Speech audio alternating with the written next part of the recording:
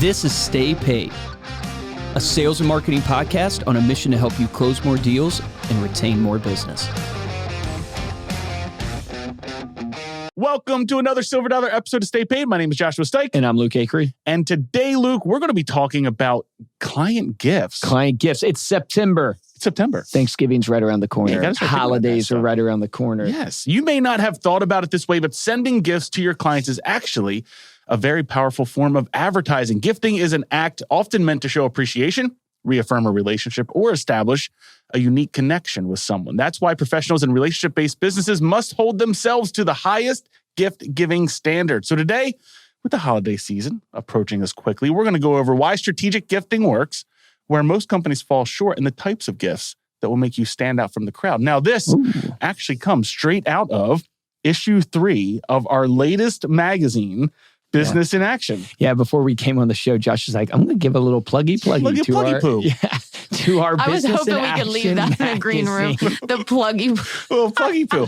Look, we if you follow Reminder Media, we produce customizable branded magazines for businesses to send out to their clients as a gift. Correct. We'll be talking about. And we came up with a new magazine. And so, we had 3 magazines: American Lifestyle, Good to Be Home, Start Healthy. This is now our third one, fourth one, Business in Action. You can check out a sample of it if you haven't seen it yet. You can go to remindermedia.com under our branded magazines page. You can see a sample there as well. But this is an article that came straight out of that issue, and it's really all about this idea of strategic gifting, why it works. We reference a lot John Ruhlin because he wrote John. We're going to have him on the show. Oh, we are? Yeah. I didn't It's know actually that. like very close to when these episodes are going to release. Yeah, so it's going to be awesome. alert. So John's going to be on the show. We haven't interviewed him yet, but I'm super It's gonna excited. be great. Yeah, fantastic. So this is all about, strategic gifting is all about making someone feel special. They're far more likely to remember you. Gifts often spark a conversation with people, right? That's the other big thing that gifts can do.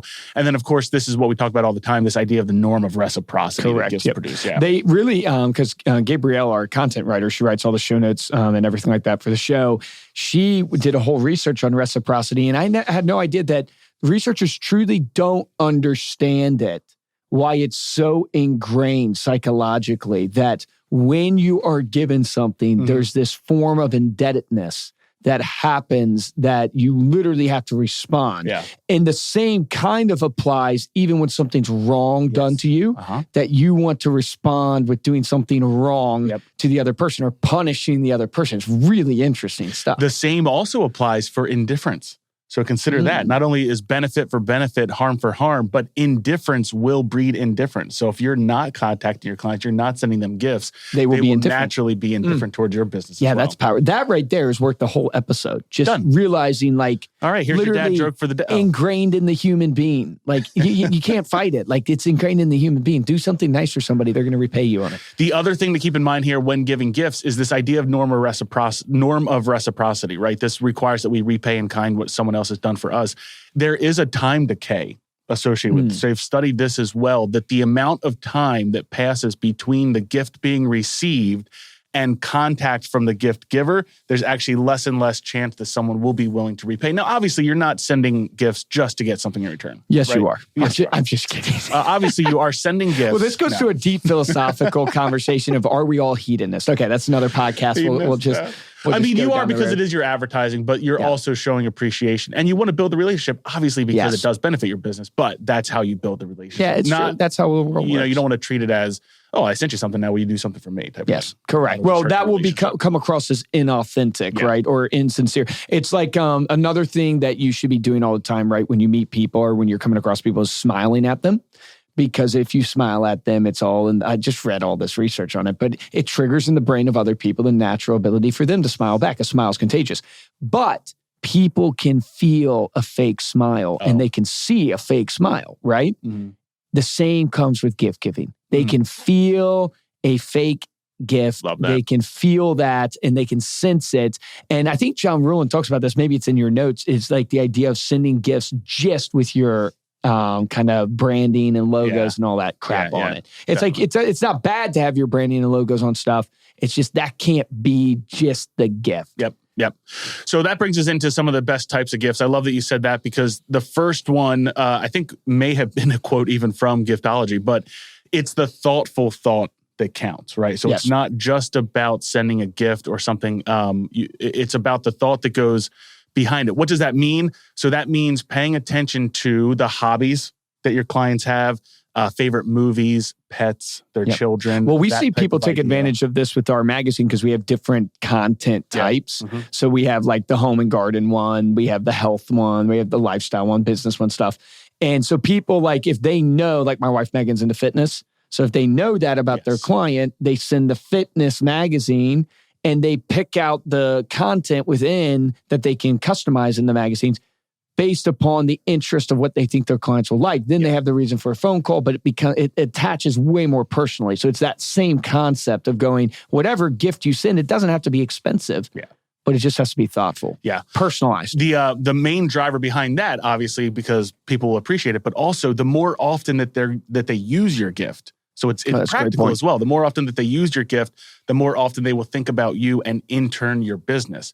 I love how you brought up your wife, because even more powerful, John points out, is if your gift can be used by your client's family, right? So if you're the client of the business professional and they're sending something that your wife is going to enjoy, now not only are you appreciative because, your family received a gift, but now your wife will also think about that. Yeah, so think about like some real estate agents, like on moving day or moving in day, they will bring over pizzas. They will, bring gift baskets over that are not just for the home buyer, right? The husband and wife, but for the kids and stuff like that.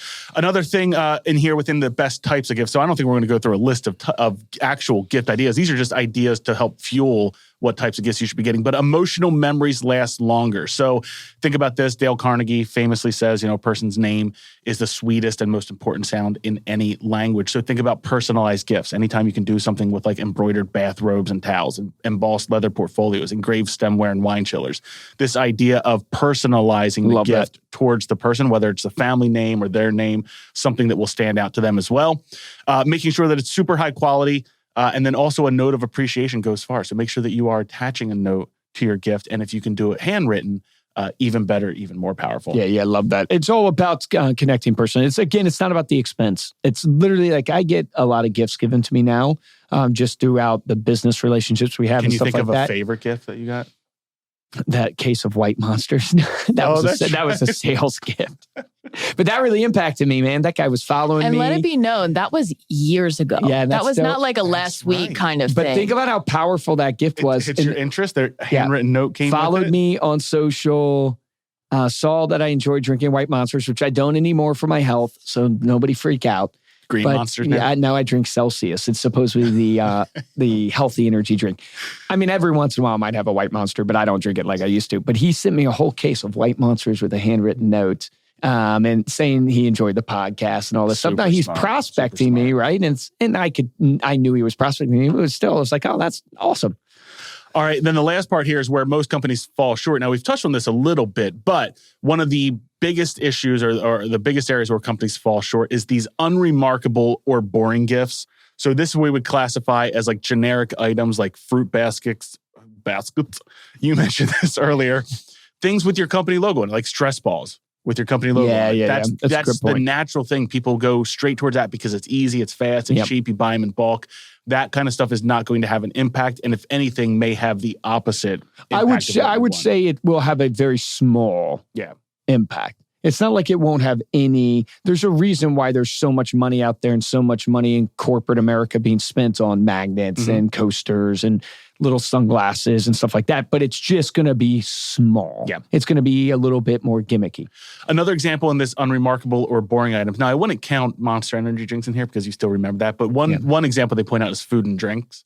So, giving a fruit basket or something, food related, once it's gone, it's gone. Right. I still enjoy the food, though. Keep sending it to me. I keep using it now. I don't know if you still have those monsters left over. Whole case of monsters. Here's a good example. We did a webinar, and I handed it to Mike Saunders because he's really good at dripping and follow-up. So we did a webinar with Mike Saunders. He runs this kind of authority marketing and stuff like that. Awesome guy. I know he listens to the show. We should have him on. But he uses like send-out cards and that whole process to send. He sends brownies I love to me every once in a while. They're on my desk. Yeah. But what I've realized about him It's like, I don't eat them, right? It doesn't connect. Like, I don't remember it. Yeah. I don't remember. The only reason I'm remembering it now is because it literally came 2 days ago, but he's done it all the time, like brownies, different things like that. And you're right. The food, like, I do not remember it all. Yeah. It's super interesting. Another tip here would be where companies fall short is giving at the wrong time. So if you're only gifting during holidays or birthdays, that could also be harming you as well because everybody's sending something around the same time. Now, I would still recommend sending something at those times. Yes. But schedule additional touch points throughout the course of the year in your CRM where you can gift, especially your bigger clients. One unique thing, and this is the brownies also, but Kim Angeli always sends a half birthday card. But along with the brownie. Here's the reason psychologically that works. If you want to know the marketing principle, like how do you create raving fans? How do you do anything exceptional? You have to do the unexpected, right? So when people get a birthday note from you or they get a gift on the holidays, they do enjoy it. It is powerful, but it's expected. Right? Or even if it's not totally expected, it's just normal, right? This is normal, what most people do. When they get it on their half birthday, it's so unexpected that it stands out. So if you can do the unexpected in a good way. Year. Of course, it's also a reminder that, you know, you're almost a year So older. easy action item for everybody is look at your touch point program, look at your servicing program, look at your sales prospecting funnel. Where are you doing the unexpected? Where are you doing things that these people, it's above and beyond, they would not expect it, and it just makes all the difference. One of the biggest issues... Ariel. Sorry. Please. One thing I wanted to note there, I've seen a couple people do this and I really love this, is the national days. There's a national day for freaking everything. So if there's something that relates to your business or something that you want to highlight, that's going to be so unexpected that people don't recognize outside of like the birthdays, the anniversaries and stuff like that. Yeah, there was like National Husband Day like yesterday or something like that or a day before. Wow. And I was like, Megan, it's National Husband Day. And she goes, I'm not on Instagram. I didn't even see that. Well, if it's ever National Peanut Butter Cookie Day, just let me know. Yeah. send me some cookies. I'm good. Biggest issue, not gifting. Only 42% of companies give gifts to their customers. So that's a huge quantity. 58% aren't even gifting to their customers. Here's a problem that people fall into, not playing favorites, right? So a lot of times people think playing favorites is a bad thing. Gift giving more and more often to your bigger clients.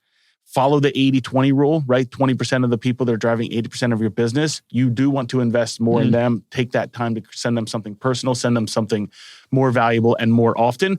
And then overspending, that's another big one. So you want to be careful. There's a fine line between spending enough to make it quality and appreciative and overspending to where someone feels awkward about accepting it or the person not knowing how to practically use the gift or the item that you Here's a great idea for all of you and a great point. So we're about to release this blog series on how to generate referrals. So if you're a service-based professional, and what we're doing is we're going back to all of our podcasts. Now we're at really cool, 200 plus interviews or whatever.